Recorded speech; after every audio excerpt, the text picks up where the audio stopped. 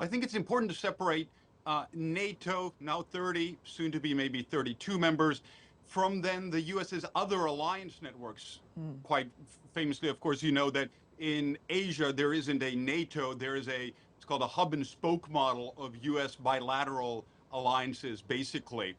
And the US has different reasons for having approached this. So in NATO, we're seeing right now that one country, or maybe two, Hungary and Turkey, are preventing Finland and Sweden from becoming members when quite clearly NATO, United States, France, Germany, etc., would like Finland to be members. So I think it is incumbent to nations to realize what NATO, for instance, is for political discussions and preparations for common defense. But of course, common defense is a limited in its geographic scope. It doesn't mean if the US goes and attacks somewhere that all of NATO then has to support it. Some NATO members might, and some don't, as we saw in 2003 in Iraq. Um, I think if I look at Finland, it's a matter of our constitution mentions the EU, which is a broader societal security economic focus, and NATO will be part of it. So it'll be a negotiation, I think, as always, between national interests and then collective interests. It's too soon to see how Finland will deal within NATO, but I don't think it'll be very different from how Finland tries to be constructive within the EU and solve problems rather than, as a small country trying to create them.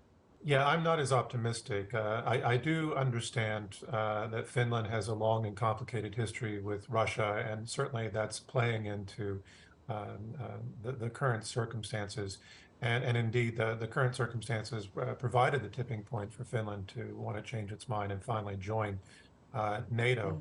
I do think we have reached a point where the United States is, I think, very deliberately, certainly after Trump and with the Biden administration, trying to re-extend U.S. hegemony over Europe and to use this as leverage. I do think that the U.S. is a key driver of escalating the conflict. I think the expansion of NATO after the Cold War was a key driver of the conflict. I think the conflict is driven substantially by the United States wanting to perpetuate fossil fuels and the power of the U.S. dollar, and Russia wanting to perpetuate fossil fuels, but not with the U.S. dollar. I think there are a lot of issues that are going on here that are quite frankly very overwhelming of whatever Finland thinks is in its own narrow interest. So I would be very cautious of getting on board this fast-moving train, because I don't think it's going to end up where most Finnish people hope it does.